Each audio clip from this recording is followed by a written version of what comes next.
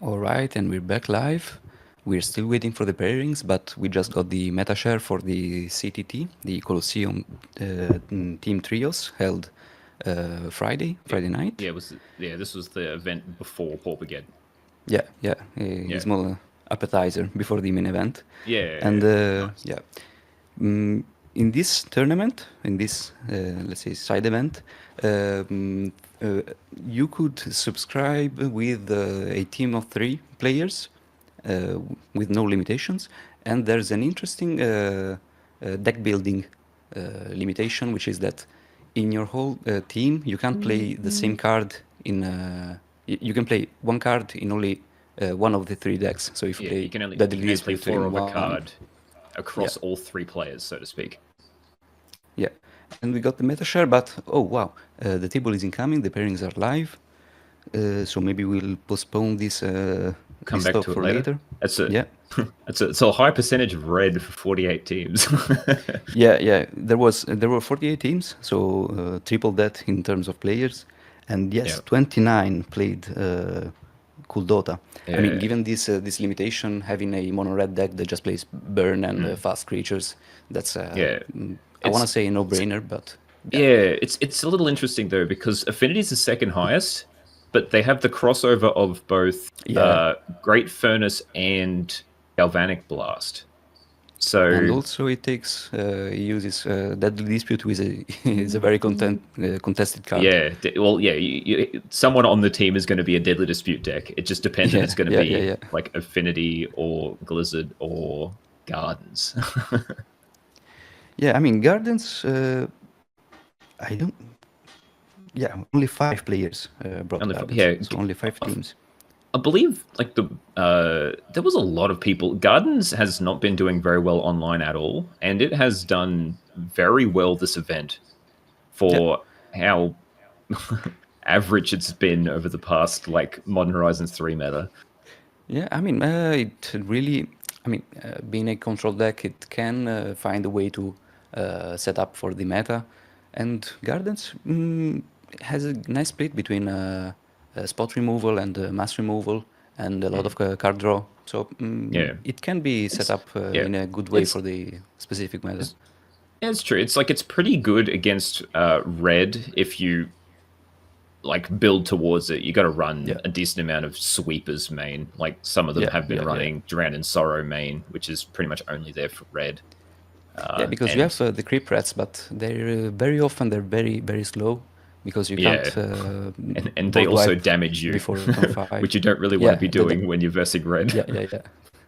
Unless of course you're playing toxin analysis, which Yeah, uh, which ends up generally saving you everyone like is. Yeah, these days when you're well, and because most of the gardens lists are running Chrysalis these days, so just being able to put a toxin analysis on a Chrysalis can gain you yeah, four plus yeah. life is And draw your quite card with the significant. clue token. But yeah, I don't understand because 48 teams, so there's got to be some amount of overlap between red and affinity. So I don't know Yeah, how they've managed to do that without the Great Furnace and the Galvanic Blast. I think at that point you can just not not put the artifact lands in cool Dota, just rely on other artifacts. Uh, Yeah, fair. because the It other does make side, taking away the Tomb Raider a artifact bit lands worse. from Affinity, you can do that, but you have to play like old bridges. Mm, That might be a bit inconsistent, or mm, maybe a bit slow. mm. And still, you'd have to find the way. No, you can get to 20 without um, uh, Yeah, the red and top ones, the great furnaces. Gruul.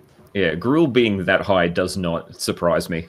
Just because, Yeah, like, yeah, nearly and no there's cards overlap between that deck and anything else. exactly, The only exactly, things, yeah, which is what like, penalized the gardens, for example, because they all yeah, the card advantage you have to contend with the Gleezard combos. yeah, but yeah, Gardens has a lot of overlap between a lot of things. 'Cause everyone's running sort of Jund these days, so you got a Chrysalis is across a lot of decks, Deadly Yeah, Disputes across a lot of decks, or even like, and when you're running Deadly Dispute, you're going to be running what Ica Wellspring. yeah. So Also in Well, Affinity around that. Yeah, so they're sort of tied together. So what have we got here? We got Yeah, talking Gleezard about versus Gardens and Gleezard. Gardens. Yeah. So let's And see as I said this. before, Gardens has been doing very well this weekend. Yeah, it's also one of the beloved decks in Italy. People just like to play dirty decks that remove Yeah. the opponent's threats. Yeah, I thought So Boros Synth was the Italian deck. yeah, but this is not the meta for Synth, sadly. No.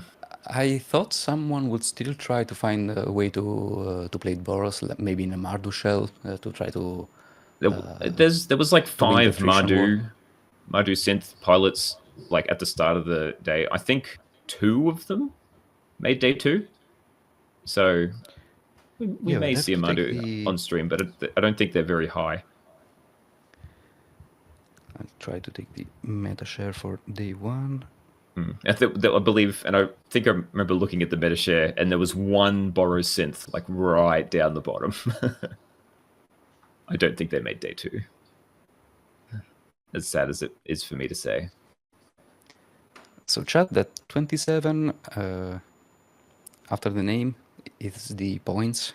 So they're both 9-0. Yeah, this is the top So table. this is so even though we've been trying to highlight the spicy decks, there's not that many people on 27. Like, I think these are probably the only 2. Yeah, I mean, I don't know that. There were a lot of people at 8-0, but of course after the round, there should be half of those, maybe even less. Let's see the pairings. Yeah, no, standings. Oh, that's weird. Yeah. It looks like only Franco is 9-0. Yeah. Cecconi Alessandro should be at 25. He drew the last round, I guess. So anyway, this is still the top table. Yeah, this is the top table. These are pretty much the 2 pilots that have been undefeated for 8 rounds. These are the last 2 remaining, which is why we're highlighting them, because they've done so well to get this far. Yeah, but still, this is a very long tournament. So even these 2, they don't know if they make the top 8, because they could easily, I mean, not easily, because of course, if they got here, they are strong players. But if they lost like 3 games in a row, they wouldn't make the top 8. So this is definitely a very important match. Yeah, it's just still got to win every single one that you can, because one slip up, you can just go downhill and not manage to get. I remember going in a tournament going 4-0 and I'm going, yeah, this is great, and then went 0-4 afterwards and ended up 4-4. It's pretty brutal when that happens. Yeah. All right, so we've talked over the first couple of turns, but not too much has happened. It's just been a lot of card draw and and the digging. first impact on the board is of course a Chrysalis. Chrysalis, yeah, which apparently there was a lot of yesterday, and there wasn't that many in the games I was commentating on. But after when I left, I think there was a Chrysalis on every side of the board from there on. So yeah. There was a game where one player just cast 5 Chrysalis in a single game, and he lost. Definitely, if I remember correctly. It's definitely the card of this Paupergeddon. So it looks like Alessandro here even seems to be having difficulty finding some lands. Yeah. It's stuck at 2. And no green mana. Yeah, and they have doesn't really need the green mana, but no. Still. Has discarded. Yeah, they've discarded an Avenging Hunter because they could not draw a land after they cast the Echo Wellspring on turn 2. Yeah. And anyway, that's a card you don't really want to play early on in this matchup because you don't really play enough to the board. So you have to first find a way to stabilize the board, find a way when you have to play the Avenging Hunter when there's nothing on the board, so that even if it's removed and the opponent plays to the board, you still have a way to fight. So easy discard that early on in the game. But even then, because it's Gleezard, it's a combo deck, right? So most of the time they're not really going to have too much pressure on the board. Like the only pressure they ever really have is Writhing Chrysalis. In which there comes another one. So now this is quite a lot of pressure. Both of these can become 6/7s. That's a 2-turn clock right there. +4 to both. Yeah, that's a board. I don't think they're going to be sacking any spawns currently just yet, or maybe a couple. He does, maybe. Yeah. Is he doing There's post? probably some like specific math here to be able to figure out what's the quickest clock while still keeping a decent amount of spawns, but Yeah, because I'm not even if you entirely suck sure what that is. all of them, there's 6 damage now, 12 later, so it's not a two-turn clock. So you might as well just develop with that mana. Yeah. And another one. We're going to make it 4 damage. Alright. Is this before damage or in main 2? This is Guess before we'll have damage. to- Okay. Yeah. Yep. So it looks So like he's it's taken on 4 4. down to 16. Yep. Yep. So poor Alessandro here is still struggling to try and find some lands, would be my guess, especially a green source and possibly a red source because they may be on Right. the Chrysalis version. He has the troll. Does he take the double land? Yeah, no. He needs untapped mana. Yep. Yeah, when facing down 2 huge Chrysalis, you can't really dirtle around anymore with your lands. Yeah. Although I am looking at the lists here, and they are not on the Jund version. So there is no Chrysalis going to be on Yeah. the garden side, which is rather interesting. Probably like the only green-black gardens in this event. Yeah, and he's playing 4 Titan Blades main deck. Yeah. Which is a very strong card, but Yeah. not in this meta. This is a very go-wide meta. So Yeah. edicts are not as good as they were. Like, But I'm 1 year not ago. sure if Franco knew about that, because that's Yeah, no, probably of course why they you'd don't. keep some of the spawns back if you know there's edict effects. So it's a Oh. pretty good move to keep some of the spawns. So it looks like we're going to have a duress here. The rest So we'll on, see what game 1. Gardens player has. Oh wow, a bunch of removal Yeah. that's useless against those creatures. Yeah, so get rid of the cast down, because Spinning Darkness will not be able to kill these Chrysalis, Yep. Even because they using will both go on to 1. they will go to 6/7, 6/7s. Yeah. You can cast both, because you can exile 3 cards. The first Spinning Darkness will resolve to be the Yep. 6th black card to be able to do the other one. So maybe one thing you can try to do is remove those spawn tokens with the Spinning Darkness, but that's not. You don't gain the life because of course well, it's yeah, second because response. they'll just second response. Yeah. So But that might clear the way for a top decked Titan Blade. yep. And it scoops just okay, just like that. Just pack it up. Yep. Yeah, all right. That was 12 damage now plus the munitions. Yeah. Yeah. He might Which there's find- no way for try them to get that off the board. Pre sideboard at least. They'll have some troublemaker oofs to get rid of it post side, but yeah. Yeah, So you if just didn't bring playing that in. any, bringing yes, any because he like plays the Ichor Will artifact Springs will lands. be an extra damage if they ever play them. So there's once you take 12 damage from the Chrysalis, you're not coming back from that. And anyway, you're a control deck. You can't play with just 2 lands. He wasn't lucky to not find his mana, so maybe he'll try to mulligan to a better hand on round 2, on the, game 2. Yeah. So Or maybe keep a 7. That's good. That's also So possibility. the Gleezard sideboard has a nice 4/4/4/3, which is very nice for us. So there's 4 Snuffer, which are not great in this matchup because pretty much all their creatures are black. Except for notably Avenging Hunter, but I You don't don't do- even know yeah. if that's the matchup where you want Avenging Hunter. So No, if I were playing, you're never going to cast that card unless you know yeah. that you're not going to lose it straight away. So maybe just keep 1 if you really like the card, and if you don't think that you can win with just Creep Rats. But that's also a stretch. I mean, you still have the trolls in order to find the win condition. Yeah, You definitely I- want all these zero mana like- removals. Yeah, like the only thing I'd probably be bringing in if I was the Glee player is the 3 Troublemaker Oof. Like, it does exile, so you can sort of cut them off. Either the Tithing Blade if it's draining, but mainly it's going to be there because you're playing against a black deck. The black decks always seem to have Curse. Trespasser's Curse, which can he stop... has 1 in the sideboard. Yes. So, but well, they don't have open deck lists, so they're not entirely sure how many they're going to of have. course. So, you may as well just bring in all 3 to make sure you have an answer to that. Because I think the only way they can like infinitely do damage is through makeshift munitions, which you cannot actually go infinite through with makeshift munitions. The other ones you can stack and like keep the triggers on the stack while the others resolve, but makeshift munitions you can't. So Yeah, because the Trespasser's Curse stack resolves, ability resolves before the ping, yes, which is different from the Nadir's Nightblade. yes. So yes, in the jump matchup, Trespasser's Curse is a nice sideboard card.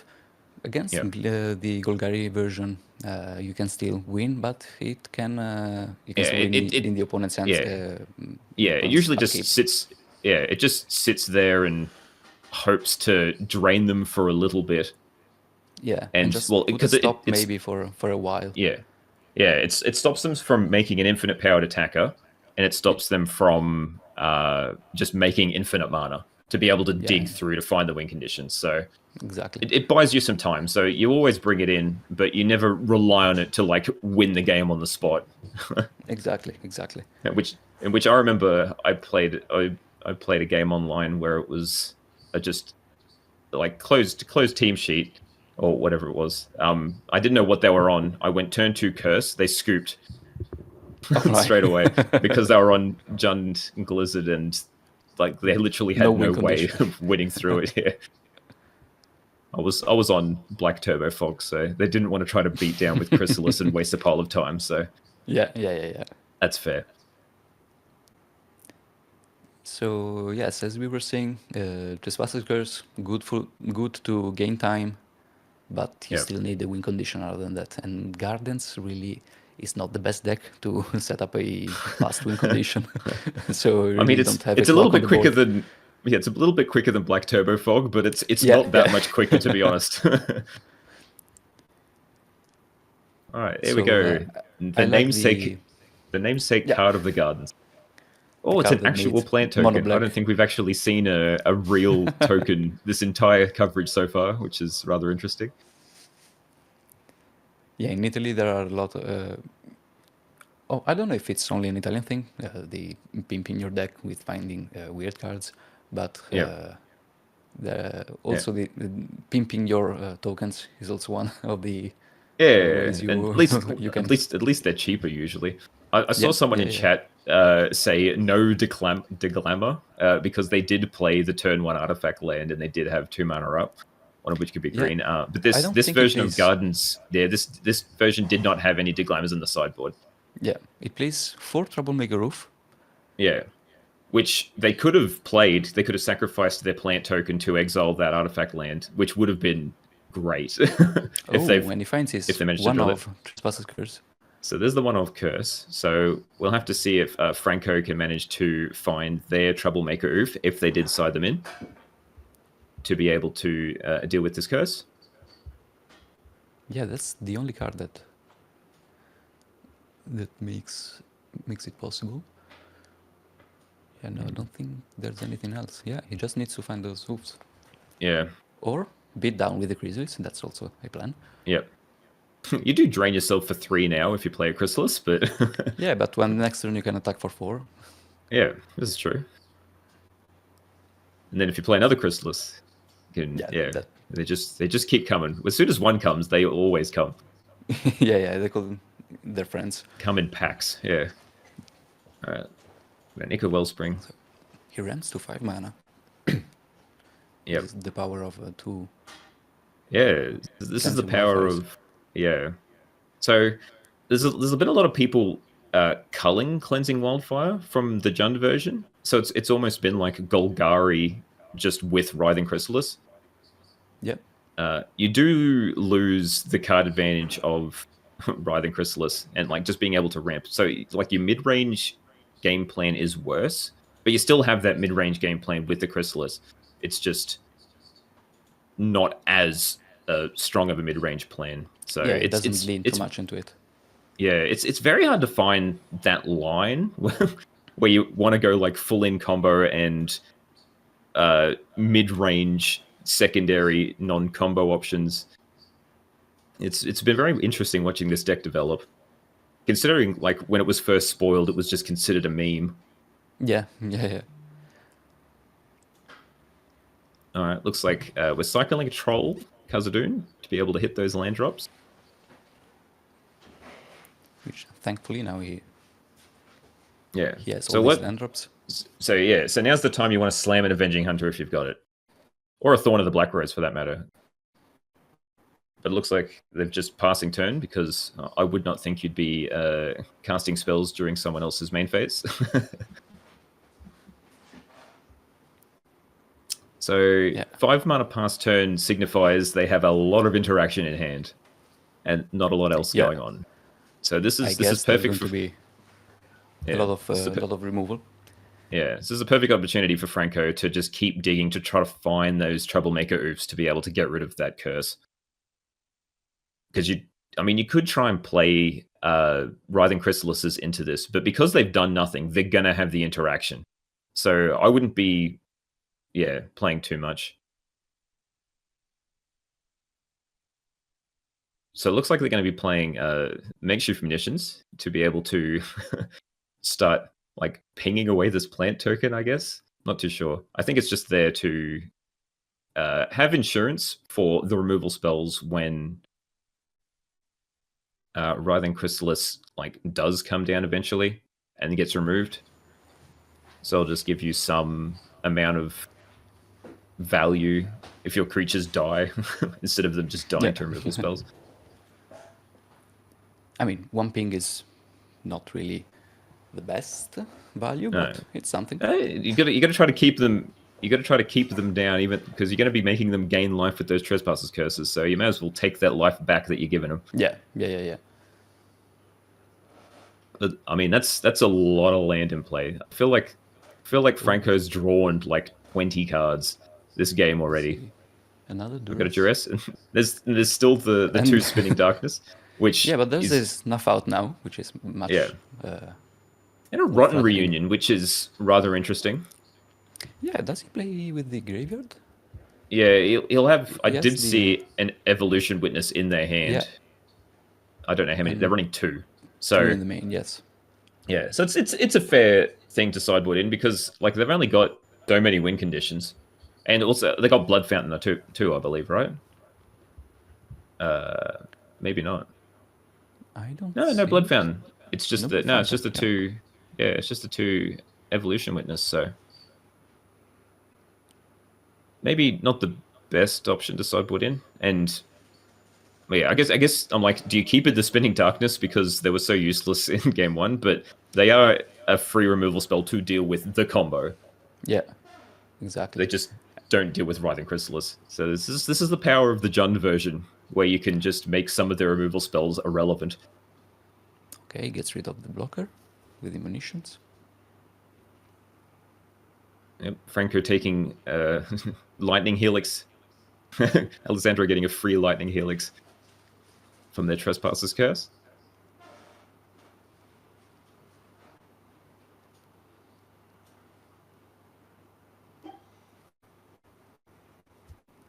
Right, you can see there's at least 2 sadistic Glees in Franco's hand, and there's a Brood Scale in there as well. So they've got the combo and an Evolution Witness in their hand. Yeah, they just need a way to get rid of this curse. But I guess you could, since you know what they've got in their hand now, you can like Glee onto the Brood Scale, like drain them for a bit, just like make a very big Chrysalis that can try and kill them in a couple of turns. Yeah, one Snuff Out is already out, thanks to the earlier Duress. Yeah. So that might be a winning move. But the one card that Franco hadn't seen was this Reckoner's Bargain, which is sacrificed a Lembas. He's going to gain 2 life, and he'll draw his 2 cards. See if he manages to draw a removal spell here. I believe this is still during combat, so it hasn't taken any damage from this Chrysalis just yet. Maybe he's trying to create a blocker. Well, you can't. The decayed token can't block. It can't block, so it's just doing it for the to sack. Yeah, it needs. Yep.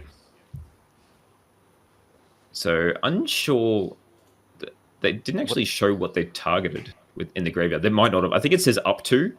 So I don't think you need to target anything in the graveyard to make the 2/2 zombie.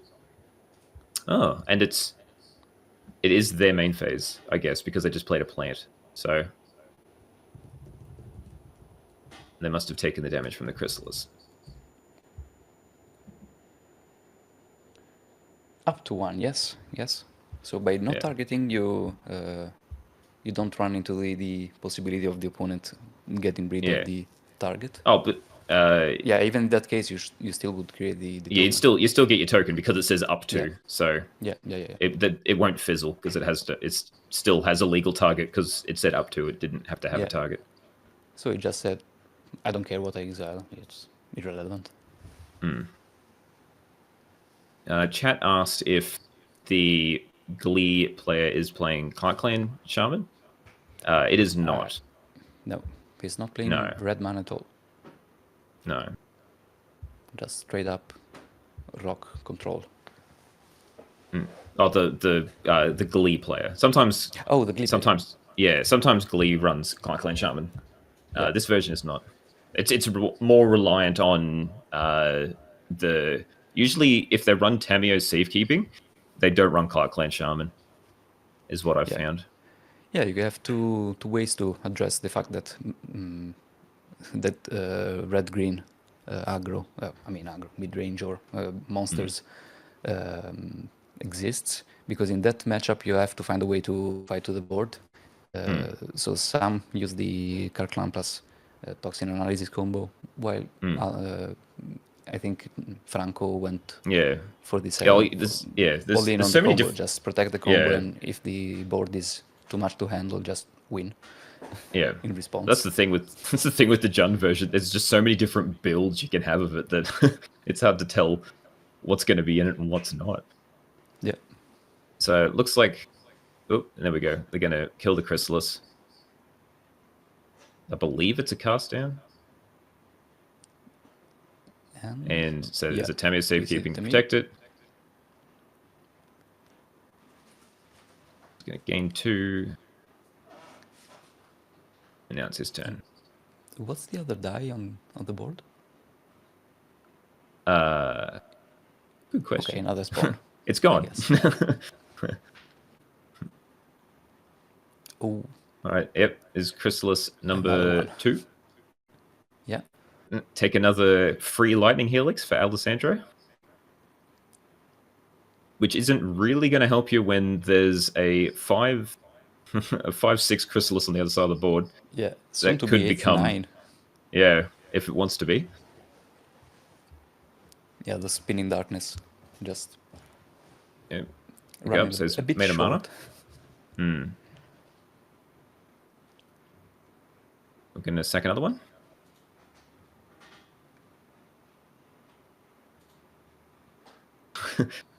Going to have a little bit of time, but we're just going to put a dice here to show how much mana we got floating.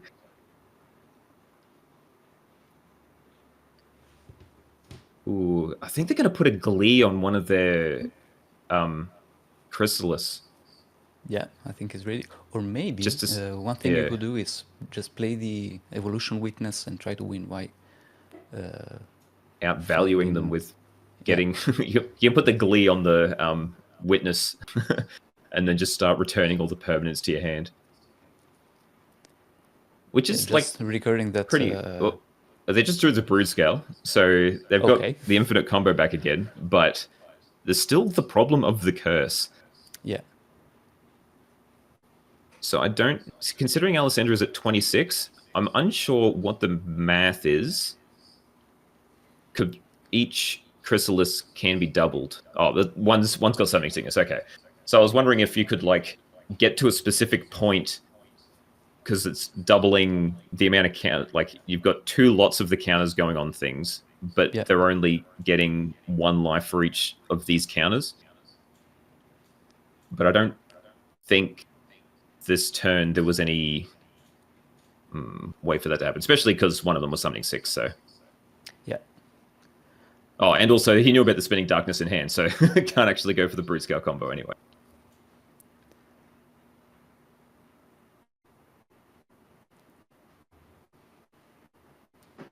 All right, so it looks like we're going to play a Thorn, which isn't... That's not amazing. No, it's fine, but not great. So it's a way to get rid of a Chrysalis because it's got I mean, Death if Touch. it's the only card you have in hand other than Spinning Darkness, of course, you can. You have to try to play it. At least try to block the biggest Chrysalis. But he has the munitions in play, so just sack 3 artifacts or 3 tokens and get rid of the blocker. Yeah. And hit for what, 8? No, 7 plus 4 plus 3. I mean, no, that Gleezard is not going to survive long. So 8 plus 4, that 7 plus 4, that's 11 for this turn. So it 2-turn clock, even sacrificing all the... just gives up. He made the same maths in his head and realized that there's not much he can do. So Franco wins. The mid-range plan. The mid-range plan. Yeah, didn't need to combo at all. Just resolve 2 Chrysalis both games and beat down. Yeah, and that's the problem with the Trespasser's Curse. It may stop the combo for a while. It may gain you some time, but ultimately it's not really what you need in the matchup. Maybe if the plan is to stall until you get all the removal you need. But in this case, it didn't work. Yeah, it was fairly early in the game as a one-off. Yeah, which was helpful. I think the pivotal point was the turn 5, where Alessandro did absolutely nothing. So that's the point where you need to either like play the Avenging Hunter or play a Thorn of the Black Rose and just start to accumulate value, because Franco was drawing like 4 cards a turn at that point. And from there, they'd be able to find what they need to win, and you're just set too far behind.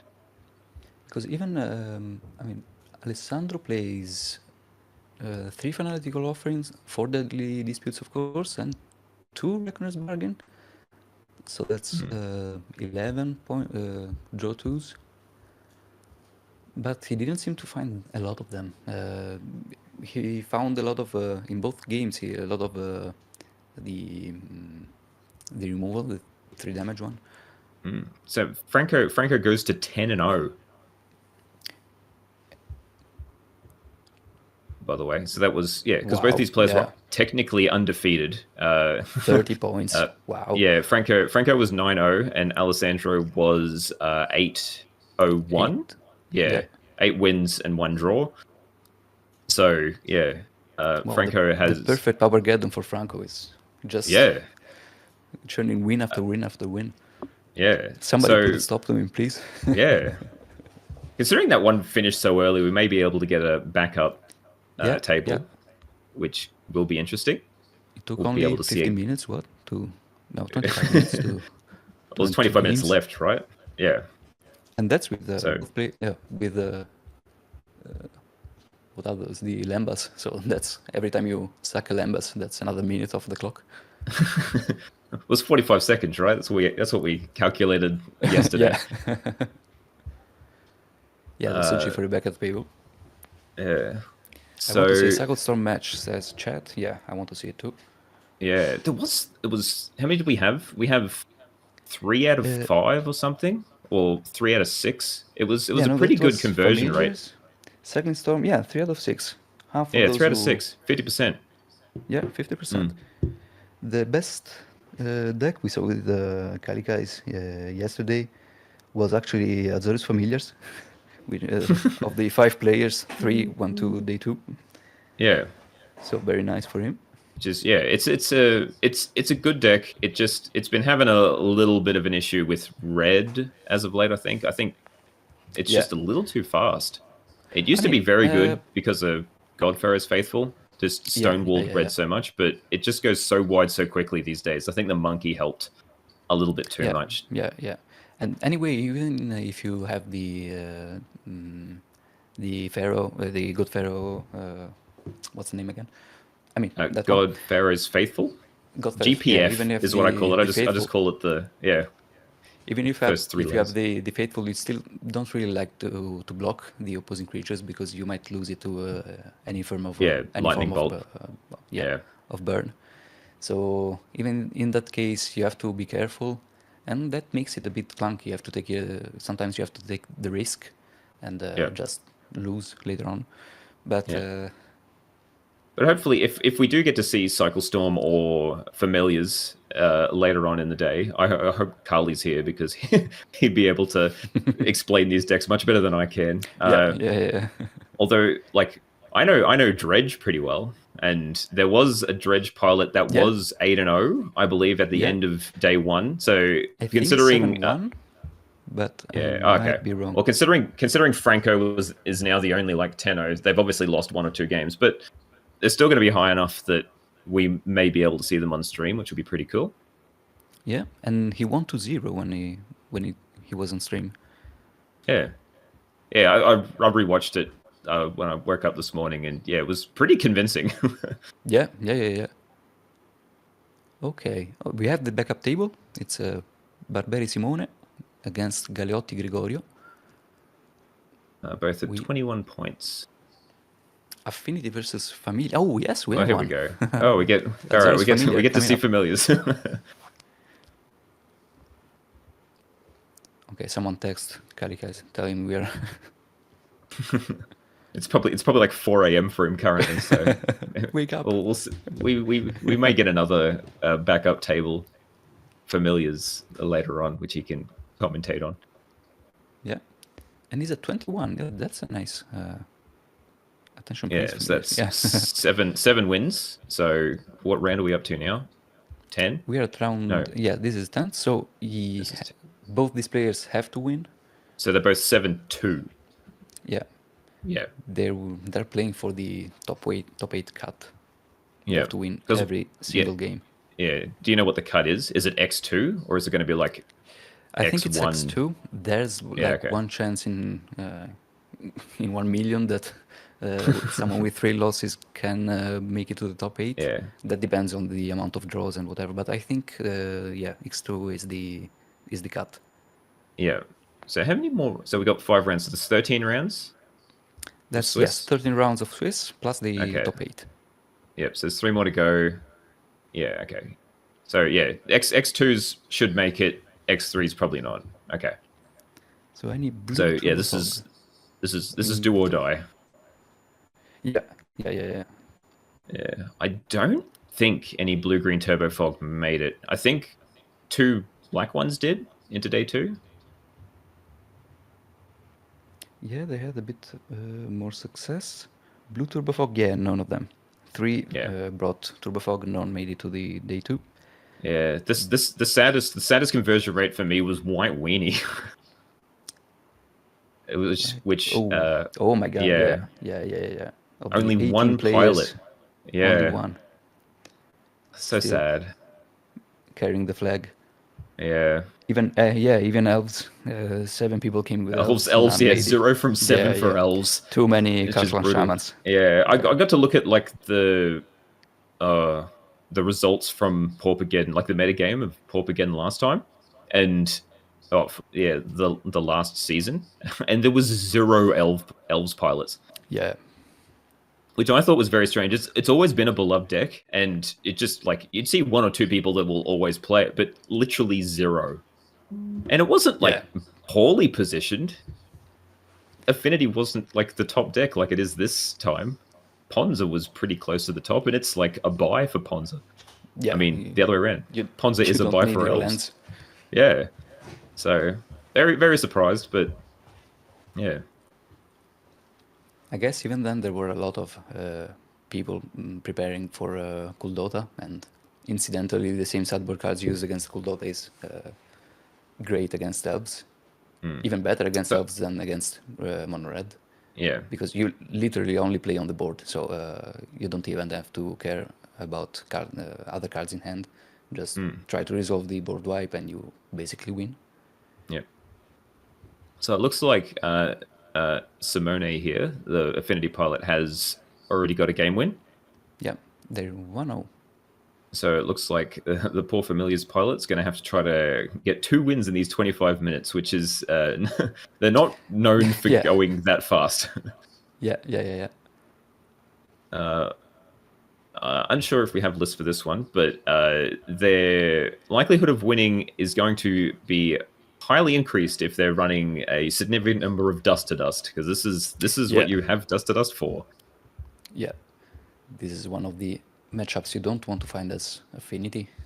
Because you may win game anything 1, with but white. game 2 is... yeah. But seeing how white weenies didn't really have any sort of success in this tournament, it seems like the white-based decks are not well positioned in this meta. Oh, they're just And they're bad against the for brute scale dust. decks. And if you looked at the conversion of Jund Gleezard, I think it had like almost the best conversion. Yeah. Because I mean, the best conversion was familiars, but that's an outlier. Small percentage of the data. Yeah. Well, Jund, a lot of players brought it, and a lot of players had a lot of success with it. Yeah. Look at that value. Oh, did they discard the deep analysis? Yeah, they discarded the deep analysis off the the bounce land. Yeah, that's value. Yeah. No, of the familiar, the other familiar. Oh, off the familiar. Yeah, sorry. Yeah. So yes, he was on the play, having lost game 1. And they do have 4 dust to dust in the sideboard. I've been giving a deck list, so yep. They're just going to be hoping to A, get a second white source, and B, just chain dust to dusts. That's the plan. Yes. Yeah, in which having a he has the planes. He discards it to Yep, and there we go. There's 1 dust to dust. There it starts. That's what you want to see. Cut them off both black and red mana. All right, and we'll see if they've got the second dust to dust. Or maybe he has enough time now to cast the Archaeomancer. Archaeomancer, yeah. Yeah, to bring it back and then... Yeah. The Affinity Pilot does have 3 duress. They do not have... Like, the only counterspells they've got Pyroblast and Hydroblast. So they don't have any way of interacting with dust to dust once it's on the stack. They've got 3 duress in the sideboard, so they can use that to try and rip it out if they have sided them in. But still, you're very exposed to top decks. And Familiars plays a lot of cards once the engine is online. And Deadly Dispute. So currently, Affinity is cut off black mana, which is very... they really need that for their game plan of churning through the deck with dust to dust. Yeah, so we see a prohibit there to counter the Echo Wellspring, because you can tell they're struggling for lands, so just being able to cut them off any sort of card draw to try and find those lands is what you got to do. Exactly. And buy enough time to find another dust to dust or the Archaeomancer, Yeah, if they get a second dust to dust, it's almost game at this point, considering they just missed that last land drop. So that's what you'll be digging for. And having 4, which feels like it's going to be an Archaeomancer. Yep. Yeah. So that's going to be the second dust to dust. Oh my god. So he needs to do something. Yeah. He needs to do it fast. Yeah. He's staring at death. Yeah. And this is where you just sort of stare at your hand for a while. They're shifting things to the side, so they must have a land of some description.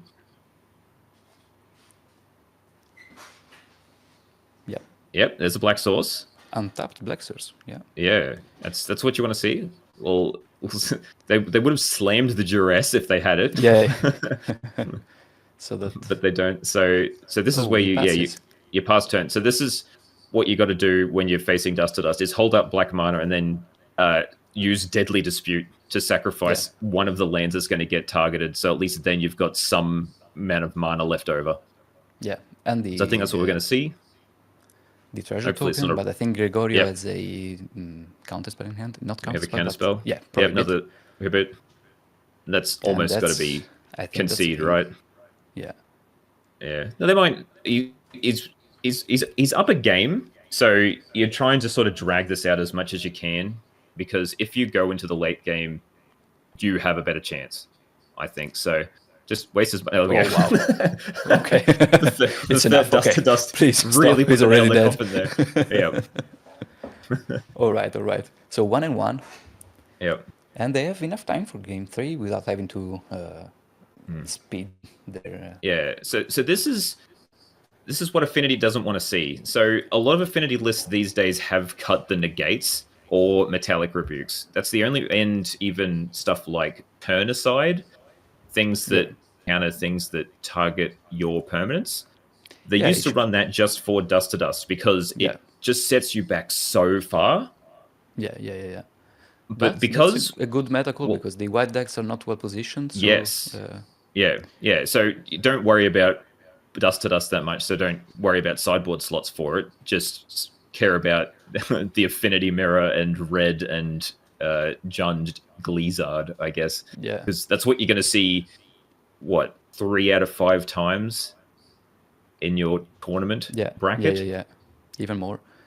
So Yeah. I understand the decision to say, yeah. I mean, if you find a white-based deck, I try to win game 1 and Hmm. hope game 2 they don't see the sideboard, game 2 and 3. Hmm. But just focus on beating other meta decks. Hmm. But let's see if it pays out, this Yeah. decision. Because right now, if we see another game like game 2, I don't know how Simone is going to fight back. It's just a roulette. Hope that the opponent doesn't have the dust to dust. Yeah, well, you can try and mulligan harder for a duress if that's what you're scared of, Yeah, because that is an option. But depends how deep you want to mulligan if you're that scared. Otherwise, you can mitigate the damage of Dust to Dust by doing what they did before, which Yeah. is just holding up 2 mana, sacrificing one of them to a Deadly Dispute, and then trying to rebuild from there. Because if all they're doing is Dust to Dusting and you're only losing 1 land, and surely they can't draw 3 of them in a row, right? As long as you're drawing lands to continue putting out, just continuing to like make your game plan go, then Yeah. you're fine. Especially because Familiars doesn't really have the clock on you. But No. yes, you can try to Although fight back on that side. But once in Familiars saying that, sets his... Gregorio did have a decent clock with the 2 modern age yeah, creatures that I can never remember the name of on the other side. Vector Glider, I think? Yes, Vector Glider. Yeah, I don't remember any cards. Just random pieces of information come to mind. Like, I don't know the meta cards, but I know the backside of a card that's not in meta since like 6 months. Yeah. I only know the name of the card when I put it into the deck. It does not have a backside. Yeah, I played the enchantment one, then the discard one. Yeah. You know what I'm talking about. Yeah. So it looks like Simone is going for a mulligan here. Yeah. Unsure why. Usually it's because Affinity only runs 20 lands. Sometimes you only draw 1. Sometimes you only get 2, and it's like neither of the colors you want. So Yeah, historically, Affinity has always had a lot of consistency problems due to the artifact lands and not being able to search up what colors they need. I mean, the bridges really did help on this side, which made the deck a bit slower and more controlling, more mid-rangey than the other than the historical Affinity, the one we all hated. the all-in a tog builds. Yeah. Although, I used to play Affinity when, like, back in the day before the bridges were, and you never wanted to see a Gorilla Shaman. Yeah. All your lands And are that's destructible. and that's like how Affinity was kept in check. With just the one monkey would just completely shut you down. So every now and then, like Affinity, sort of like how Hexproof does now. It's just like when edicts are low and whatnot, it comes in and goes, yeah, I'm a deck that still exists. You can't beat me. And then everyone sides in the monkey and you just put it back on the shelf. There we go. They got just slams the Dust to Dust on the table. Yeah. So Gregorio also because puts they it in knew front. that's what they'd be taking. Yeah. There really weren't any options. Oh, and that's just rips another one straight off the top. Yeah. That on the Magic Online community is what we call the Thoughtseize bug, where as soon as you discard something, they literally draw the same card. Yeah, and we saw it. We also said it last round, last game. Yeah. So I guess that's the I guess difficulty because this is Pauper, I guess we call it the duress bug. yeah. So yeah. And now they're all set up. So they've got the Ash Barons in hand, which they're able to cycle for the second white source to be able to dust to dust next turn. Yeah. There is a Wellspring. So the question is, what lands do you dust to dust? Do you cut them off both black lands, or do you get rid of the I think blue you red get. one? I think I would take the black ones. Yeah, I agree. That's what I would go for, just because they've played an Ica Wellspring, and what you really want to do with an Ica Wellspring is deadly dispute it. Yeah. And so you So won't be getting able to rid deadly of- dispute it if you have no black. So that's two untapped black sources, by the way. Ooh, so it Oh, looks like he's chosen to get rid of, which is Okay. what I would think most people would do, because it cuts them off two colors, Yeah. which No is more, fair. no Yeah. more broadcasts. Oh, and missed it the doesn't land have the drop. fourth. Yeah. Yeah, we can. I think we'll see a repeat Yeah. of game 2. Yeah. He kept the pharaohs in. Uh, I think I saw one on the bottom of the library. yeah. Well, sometimes you can't side out everything. Yeah. I think it was two familiars in their hand at some point. I don't think Yeah. there was a Godfarer's Faithful, unless they just drew it. Yeah, no, I saw it on the bottom of the library. I think I saw it. I might be wrong. Yep. Another familiar. But like, Wow. Draw 2, flashback. 2 mana, okay, draw again. 2? No, okay. Yeah. Well, Simone's still technically in this, because Gregorio has technically no clock Yeah. at this point. But I mean, they have drawn 5 cards over 2 turns. I think the best chance at this Yeah, here we is go. hoping that the Gregorio There we just go. mills it. Now we've got a 20-turn clock here, fellas. Yeah. We'll get there. Yeah. And Gregorio is playing very fast. Unsure if they're freaking out about the time, or Yeah, the if game is they just completely in they just control, know he what just needs to motions, yeah, or what motions they need to take, because Simone's doing absolutely nothing. Yeah. So we see the classic evoke Mold Drifter into Ephemerate, and yeah, it's over. Yeah, Didn't Simone draw a land in 3 can't play. turns after a dust to dust. That's He said it in the that's- Pyroblasts, but that wasn't really the Yeah. card to fight against. yeah. Blue And this is cards, why I you think, bring I mean. this is why you bring any white deck to a tournament, is because you're hoping to, and well, if you bring a white deck to the tournament, you're bringing 4 dust to dust in your Yeah, sideboard, yeah. and hoping that you're playing against Affinity. Even more, you And- can use those revoke existences also to get rid of the first top land. Yeah, just to slow them down even more. Yeah. So if you expect a lot of Affinity, just Yeah. white minis, familiars, Yeah. and go for it. Yeah, it's never the first dust to dust that gets you. It's the second one. Yeah, the second is breaking. Yeah, in which there was Even only in this one. case, yeah. The Yeah, first there was only one Duress, the technically second- played. Yeah, but the first one got duress, so there was still technically 2. Yeah. Average Affinity player experience, yes. Yeah. Exactly. Yeah, and look at the amount of cards cited like in there. So Yeah. 2 negate, The 2 Hydroblast hydroblast, against their- 4 dust to dust, and just taking out a random assortment. Looks like it's taken out 2 familiars. Oh, really?